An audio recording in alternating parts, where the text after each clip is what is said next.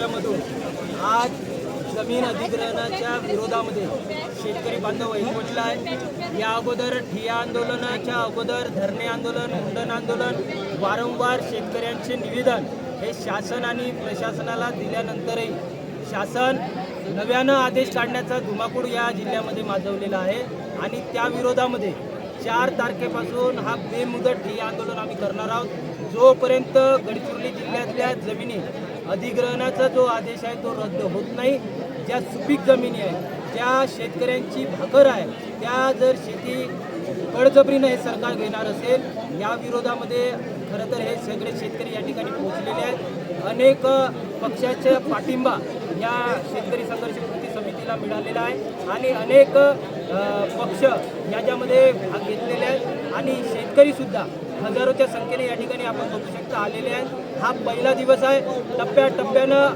हजारोच्या संख्येने शेतकरी या ठिकाणी एकत्रित येणार आहेत आणि या जिल्ह्याचे मुख्यमंत्री जे पालकमंत्री आहेत त्यांना या संख्येवरून ते सांगणार आहेत की या जिल्ह्यातला शेतकरी हा अधिग्रहणाच्या या आदेशामुळे त्रस्त आहे आणि हा आदेश रद्द करण्यासाठी आपण पुढाकार घ्यावा।